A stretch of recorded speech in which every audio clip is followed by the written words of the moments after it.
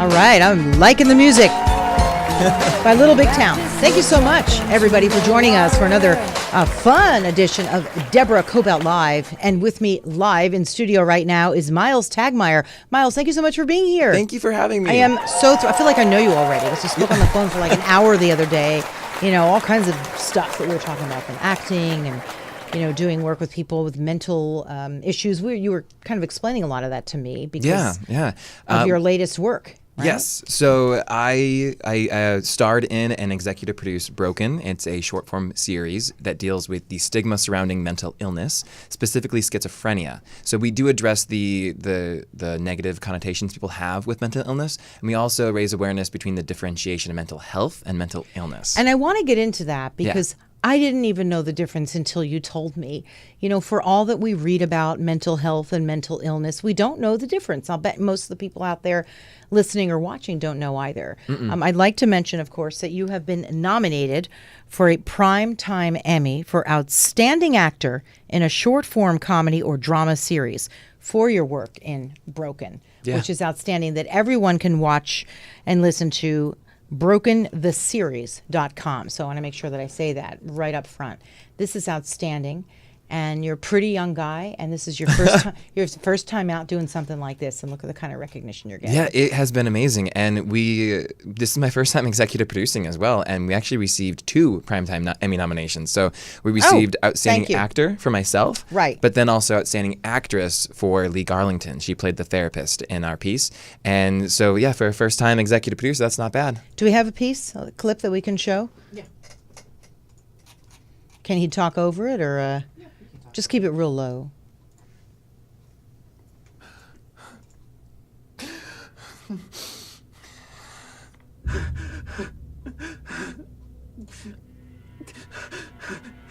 Oh.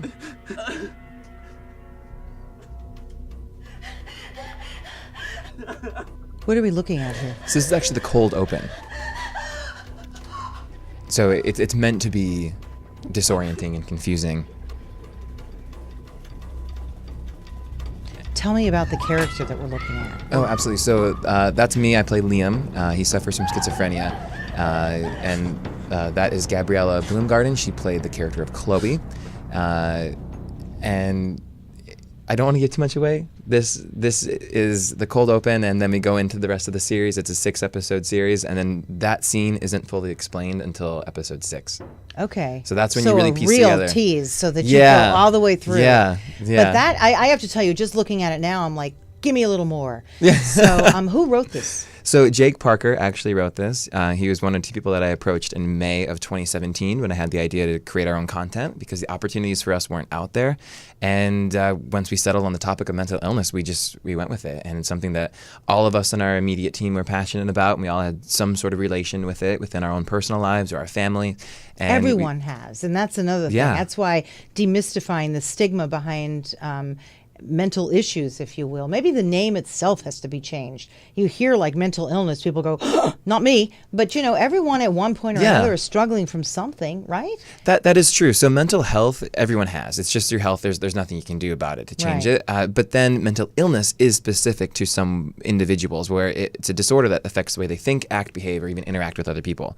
So that's the differentiation. I didn't know that, and before I started Broken, because I did a lot of research on it, but people use them very interchangeably when that's incorrect. And so because of that, people do think, oh, mental illness, oh, that's bad. You can't talk about that. Ooh.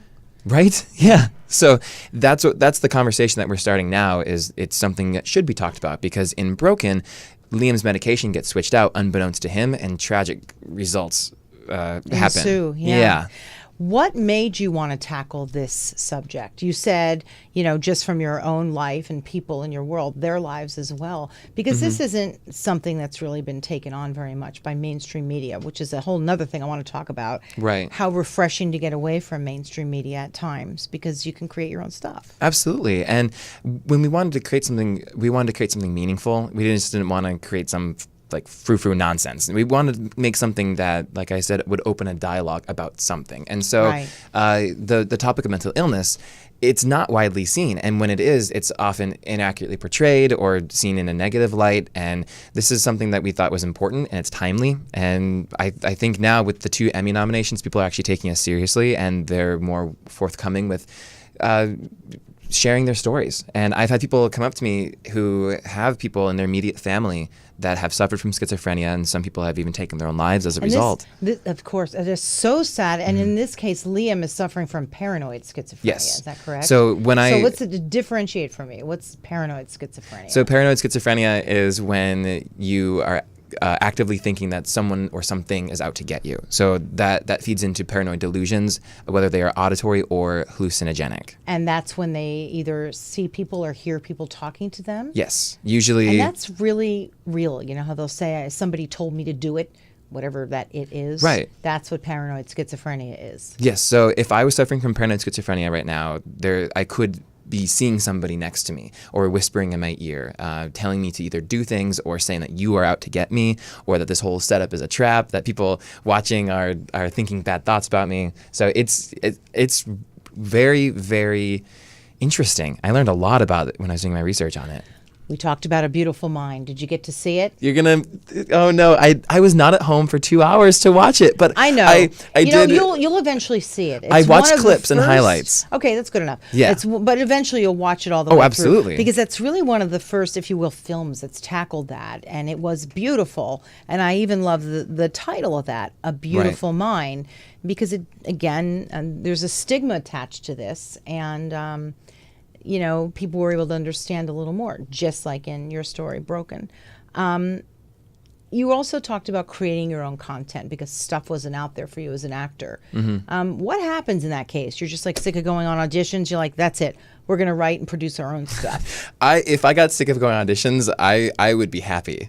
No, I wasn't going out. And so that's why. That's even worse. Kaylee over there is an actress. She understands. I'm like, did you go on anything this week? No. And then the next week it's like 5 of them. Yeah, so it's up and down, and it ebbs and flows. And as an actor, that's hard. It's so hard. And then when you're starting out too, a lot of things you go out for are just like, oh, more coffee or water. And so that's it. Hey, look at what's his name who was in the coffin. Help me out. What's his name? Ryan Reynolds? No, and the big chill, the big something. Who was it that was in the coffin?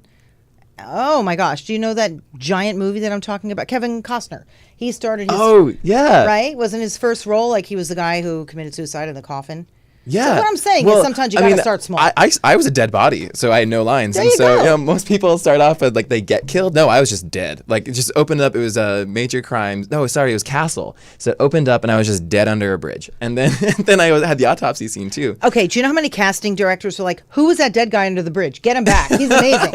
Yeah. So you got to start where you got to start. But having said that, you were saying you weren't really getting calls for the auditions. No, right. So instead of standing around waiting. Right. What did you do? I made my own stuff, and so that's when I approached 2 of my friends, and we just wanted to write and create something. And I had done a pilot with them that they had produced about 2 years prior to that, and so that's why I approached them. And then they brought on a 4th member of our immediate team. Her name is Kylie Malusnik, and she ended up being my co-executive producer and director. And then she and I we took off with this whole thing, and we brought on other people because we were so passionate. And that's another thing that I want to talk about is the passion behind what you create. We were so passionate about our project that people were willing to come on board at discounted rates and even sometimes for free for advice because they saw our passion and that made them passionate about it. And they're much more established in their careers and every individual aspect of what they do in the industry. But we learned so much. It's such a great time to be in this industry because if it's not out there, you're making it yourself. But how did you go from that, right, earlier in the year to, I think you finished this in April? Yeah. And now you are nominated twice. You're nominated once, but the show is twice nominated for a Primetime Emmy. That's almost unheard of, right? Yeah. I mean, if this were a year ago today, would you have expected this? No, absolutely not. This is what I'm saying. Because I've done a lot of short films, and I've never been on the producing side. So I never really understood, well, where does this go? What do you do with this? What's the end result? I know a lot of them go through festivals, but I still don't quite understand that. Whereas we made this because we just wanted to create something to have for ourselves. And if anything, I thought this would be great to footage show for as my your reel. Exactly, right, yeah. Exactly. So then how did you go from that to suddenly getting notoriety from like the Primetime Emmy We people? found out about the category. It is. It's a huge deal. So then who submitted it? Well, my supervising producer who was on the project, his name is Ron Hanks, he was in the Academy before any of us. And so he was in the performer category, and he said, guys, there's this new category that's been around. It's the short form category. There's 3 things in the short form. Wow. It's outstanding short form comedy or drama series, and then both outstanding actor and actress in a short form comedy drama series. Wow. So this is the 3rd year it's been around. Once we found out about that, we're like, of course we're going to submit. And then we submitted in all 3 categories. I joined the Television Academy in April, and we were talking about that. Yeah, and which was a big open door for you, isn't it? My professional network expanded so much, because before that I was really only friends with other actors. And it's the Television Academy. Yes, the National Television Academy of Arts and Sciences.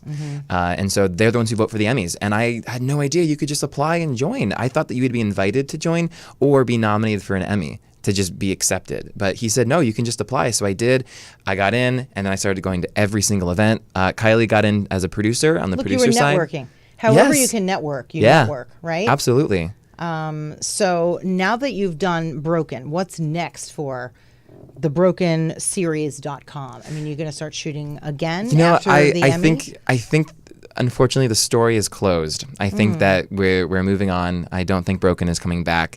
I think it did what we wanted it to do. It was intended to be a limited series, if you will, and we open up the dialogue about mental illness and Let's schizophrenia. talk about that a little bit. How do you play Liam? That's got to be really tough. It was. So as an actor, one of the biggest things that I am always aware of is accurately portraying something if you're playing someone with a disability or some sort of ailment, because you don't want to offend anybody who actually has that or suffers from that. Exactly. And it was tough. You have to be respectful. And there's so many forms of schizophrenia as well. And no 2 people are 100% the same in their symptoms or the way they act. So I listened to a lot, I think I told you this, I listened to a lot of auditory hallucination simulations, and then I watched a lot of visual hallucination schizophrenic simulations on YouTube. And so that the combination of both of those got me into the mindset of what someone would see and also what they would hear when suffering from schizophrenia. Have they talked about, because you did your research and I don't have much research on this, how a person delves into the world of schizophrenia? I mean, generally it occurs in a person in their early 20s, if they are a schizophrenic, or can it happen later in life, according to what it can? You know? And there are cases where there are younger children who suffer from schizophrenia, but generally speaking, schizophrenia's first symptoms start to show up between the ages of like 13 to 16, and then another large chunk of the population is afflicted in their early 20s. It's rare, but it can be discovered later in life too.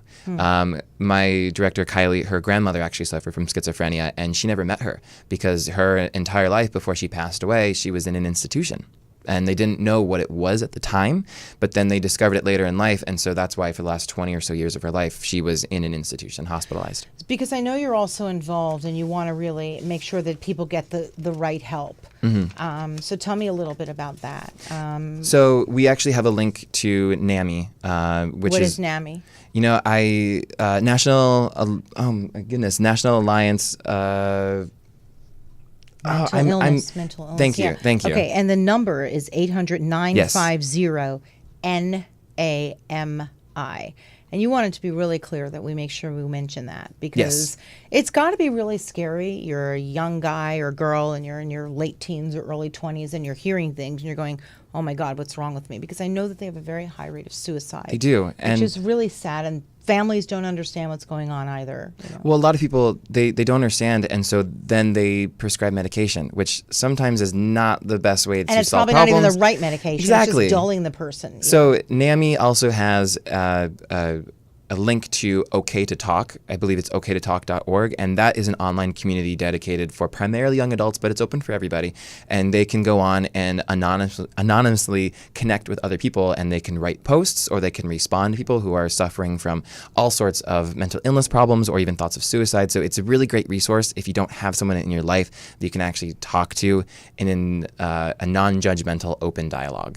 How has this Emmy nod really opened up doors for you? You know, it's starting Starting to, yes. And I just had my first major Emmy event, if you will. Where was it? Tell me about it. Well, it was 2 days ago. It was the Performer Peer Group Reception hosted by the Television Academy. And so it was only for people who were in the Academy as performers, but then they announced all the nominees who were there, and then we got to go up on stage with each other. So that was like... It's got to be a surreal experience. It was so cool. Mom and Dad, look Yeah. Look what just happened. So I was standing on stage next to like Lily Tomlin and Henry Winkler, Louis Anderson, Regina King, Bryan Cranston. And then me. and me, right? And me, You're like... Yeah. But then, so as much as I was freaking out, because it's so cool to be that way. Although that's okay to freak out around them. Oh, absolutely. Henry Winkler and Lily Tomlin. Yeah. Oh my God. She kissed me on the cheek, and it was, I haven't washed my cheek since. I really adore her. You shouldn't. You shouldn't. She's going to bring you good luck. Right. She's going to bring, oh my gosh. So you grew up in Minnesota. I did, yeah. Okay, a kid in Minnesota ends up here and is Emmy nominated. What were you like as a kid? A theater kid? You know, I was, and that was also weird because no one in my family is artistically inclined. And so I remember it very clearly. I was 8 years old. I just came home from school one day. I walked up to my parents and I was like, Mom and Dad, I want to be an actor. And they were cool. At first they were like, what? Like, where did this come from? I told that to my parents. They're like, oh, no, you're not. I'm like, why? That's a whole nother story. No, my parents... They were like terrified. But I'm a little older than you. Back then it was like, what? That's not a real job. No. So it's like... Well, they liked it because then they were very supportive. And so they enrolled me in a theater camp that summer. And then it was there that the drama teacher came up to my parents and said, your child has it. Yeah. Well, and then they gave me a list of like agents and managers in the Twin Cities, and the rule back then, I don't know if it's the same, is you could sign with everybody. So I signed with all of them. It's just whoever contacted you first for the audition is who you went with. And so I grew up doing theater from 8 to 17 all throughout the Twin Cities, and then I did like commercials and industrial videos, short films, like radio. You were a busy kid.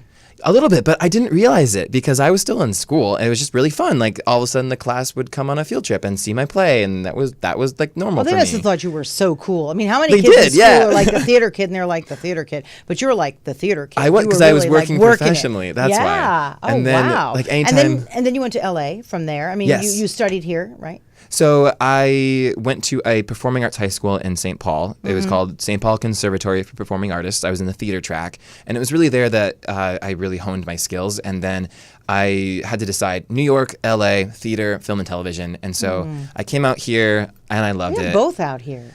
We've got great small theater here. We really do. I did my first Fringe show about 2 years ago, and it was fun. Yeah, Where did you do it? It was called Porno Dido, and it was at Sacred Fools. It was not a porn, but it was about amateur porn actors rehearsing for a porn. So no nudity. It was a comedy. That is funny. I probably saw it come across my desk because I go to a lot of theater in town. I think we have more small theater here in LA than even in New York. Really? Somebody told me that. Yeah, I will check and double check my facts. But yeah, small theater. Because there's a lot of great little theater going on here as well. It's a perfect venue for actors. I'm still learning about other theaters. Just driving down the street, my passenger was like, "Oh, hey, yep, there's a small theater there." And I was like, "Really? What?" It's all over the place. So wow, congratulations! Thank you. What's next? So I just shot something yesterday, which was amazing. I didn't fresh off the set. What was it? It was For the People. It's a Shonda Rhimes show. So I'll be in season 2, episode 1 of that. Wow, what do you play? I play one of Leonard's friends. If you are familiar with the show, Leonard is one of the young lawyers, and it's an inside joke calling back to the first season about like the group of people that he's with. So I'll leave it at that. Oh, that is very, very exciting. Any other parting words you want to make sure that we get in about you, Liam? I'm calling you by your character. I feel like I'm talking to Liam all the time. That's fine. Miles. That's what I'm here for. And doing Broken really opened up the avenues for me as far as talking to people who suffer from mental illness or schizophrenia or have someone in their life. So if anybody wants to reach out to me with their story, I'd love to hear that. How can they get in touch with you? My handle on all social media platforms is just at Miles Tagtmeyer. So it's MILES TAGTMEYER. And we were talking about that middle T. It's silent. It's tricky. It's just a silent T. But you're pretty easy to find these days. Because I'm the only one. That's why. So as soon as you type in like Miles Tag, poop, pops up. There you go. Yeah. So it's to your advantage. I think so. And also, let's repeat that number, shall we? For anyone who's struggling or suffering there's no stigma out there. It's really okay because we all struggle from something. I think it's okay to be able to talk about it. I don't know why it's such a stigma that there's something bad if you're struggling. No, there's nothing wrong with it. No, and at any time in life, we all go through something. But schizophrenia is particularly frightening, I think, for people and their because a lot of people don't understand it, I don't even understand it. I try and understand it. I have a cousin, I think, who was diagnosed with schizophrenia, and they didn't understand, but he's under kind of a close watch by the family, and that's tough. I get it. Yeah. So again, 800-950-NAMI, and you can be found on social media, and you answer back, right? You're not too big, or you're not answering back yet? No. That I don't think that'll ever happen. No. I Shonda always Rhimes show. And what about, really quickly, your own content? Are you developing any of your own new content? This was such a big undertaking for me, and the response has been so overwhelming that I honestly, I don't know. I think I just need a little bit of a break right now from being the producerial side. You need to go back to Minnesota. No, never. No, I mean, for a week or two. Okay, that's what I meant. For a week or two and just take a break. Yeah. Anyway, thank you. I've really enjoyed having you. Thank you so much. It's been a pleasure. Hugely talented. Can we play some of the clip on our way out? Okay. Thank you again. And everybody, thanks for being here for a really fun edition of Deborah Kobylt Live. And we'll see you next time.